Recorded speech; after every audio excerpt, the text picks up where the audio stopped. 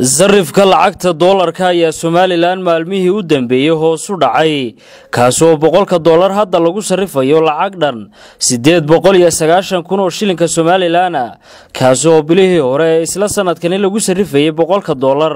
lacag kor u dhaafaysa 1 milyan oo shilinka Somaliland shacabka ku nool magaalada Hargeysa ayaa siyaabo kala duwan u soo dhaweeyay hoos u dhaca ku yimid sarifka lacagta doolarka balse waxay aad ula dhiban yihiin maciishada kala duwan ay isticmaalaan oo iyadu halkii markii hore uun taagan fikirkan soo jeediyay arrinka dawladda ka mas'uul dawladda baalka hoos u dhigtay mas'uuliyadda inay maciishada hoos u dhigtaan ayaa ay saaranta marka waxa weeye inay iyadu maciishadana hoos u dhigaan oo ma garanaysa halkooda ku soo celiyaan ka howlgalaan ama inay sameeyaan wax loo yaqaan doolarka ma soo daayaan horta marka ugu horeysa waxa noo dana oo anagu aan halka ka taageerinaa hoos u dhicida oo hoos u dhacay doolarku waayo waxa jirta in marka lacagtu ay hoos u dhacdo shilinkan ay qaadanayna qiimo yeelanayso oo shilinkan qaadanayna ugu yaraan wixii aan u baahnayn in laga iibinayo ayadoo mar leeyba ay maciishadu ay ahayd mid qaali ah marka waxa weeye inay iswaafaqdo maciishada iyo maxay ahayd iyo hoos u dhaca doolarku aan xukuumadda ka codsanaa in aanay noqonin xukuumad dadka lacagta haysta saacida ee ay noqoto xukuumad tayirta saacida dadka lacagta haysta waxa ma doortaan tayirta doorata madaxweynayaasha Soomaali fahmi marka waxa loo musabixi ganacsatada tijaara akhrisabaanta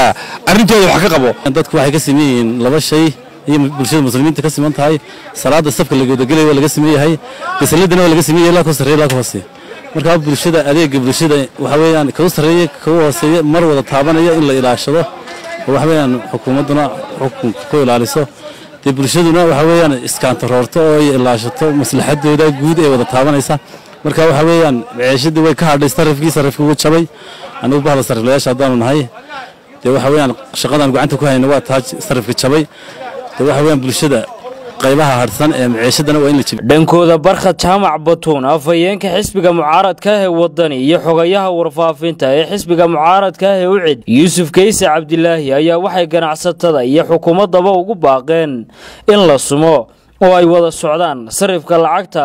iyo maciishadu si aanay ugu dhibtoonin dadka danyarta ah ee Somaliland ku noolay waa kuwan iyagoo arrimahaasi ka hadlaya ganacsatada waxaan dawladdu waxay ka qabataa hadeedan hayn عدة كان ذيك قبتها ديدان هين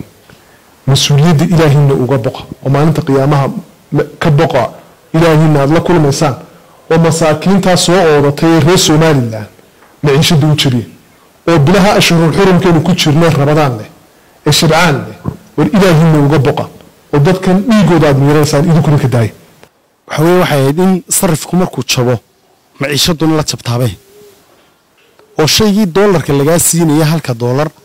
ودولار كسر عبيد لكن إمك كان عستدو عيوب بدلين شيء هالك الدولار هاي هذا نقول هذا طبعا كي يكون تاجنا إن لقى قاضي صرف كل تشبيه معنا بدن سمين ما يه وح معنا سمين يه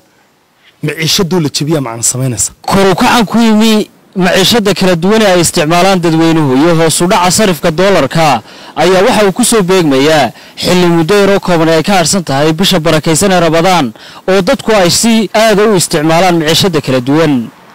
waxaana ilaa ay hadda dadku isweydiinayaan xilliga rasmiga ah ee isla qaadi doonaan sarifka lacagta iyo maciishadu waa Idris Bershiya telefishinka Universal Hargeysa